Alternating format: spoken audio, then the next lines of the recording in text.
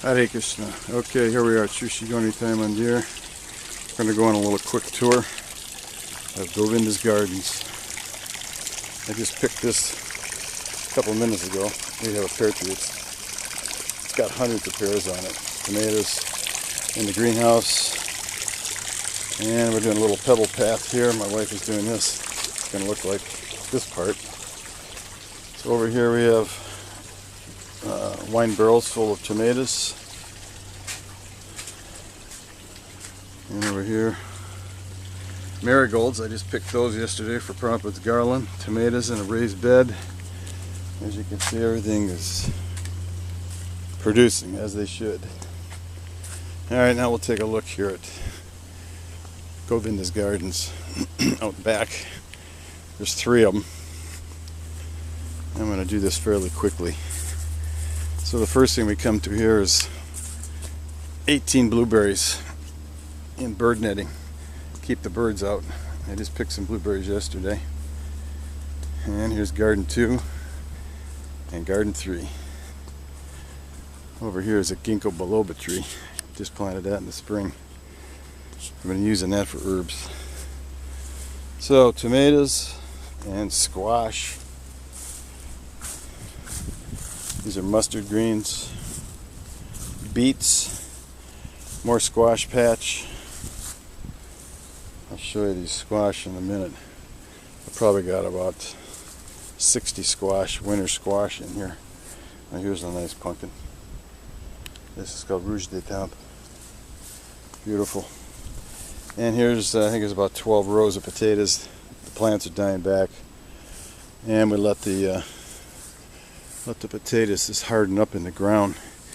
Over here we've got 3 kinds of kale. Russian kale, Siberian kale. Over here is broccoli, Brussels sprouts, and the cabbage, or the cabbages come along, and the cauliflower I already picked. Hare Krishna, Hare Krishna. 3 apple trees here. This is called akane. I'll take you into the hoop house.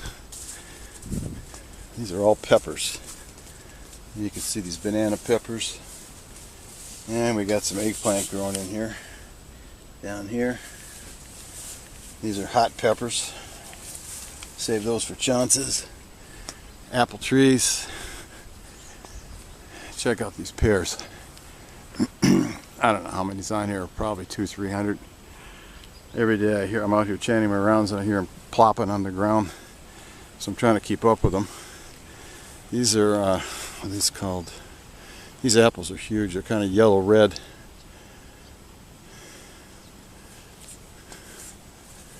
Chalans, I think they're called. No, Chehalis. That's it. And over here you can see the corn. It's reaching up to the sky. It's probably 10, 11, 12 feet high. We've already been picking lots of corn. Here's the greenhouse. Show you the grapes first. This little fence here is full of 2 kinds of grapes, red ones and green ones. And we dry those for raisins. And here we are in Krishna's greenhouse. Lots of tomatoes. And let's see what temperature it is in here. It's 100 degrees inside. So I'm going to move through here quickly. Down here we've got pepper plants. That's left over from winter chard. More peppers, eggplants. Let's get out of here. Another apple tree. Hasn't quite ripened yet. This is another apple tree. This is Fuji. And here you have a better shot of the corn. This has been a great year for corn. Most of these have 2 cobs per stalk.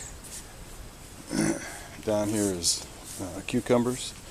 My wife has already pickled a bunch of those. Down here is carrots and rutabagas, and that mass of green there is basil, which will make into pesto. Those large, and there's 4 rows of pole beans there. Oops, I better get this out of the water. I want to get this camera wet.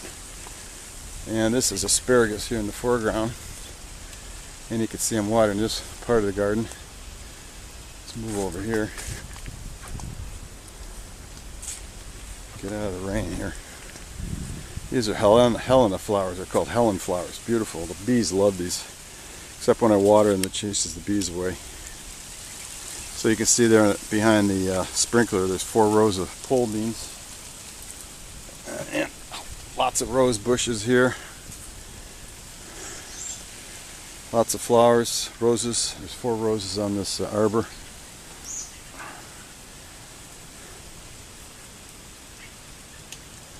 And that's called Govindas Gardens. Hare Krishna.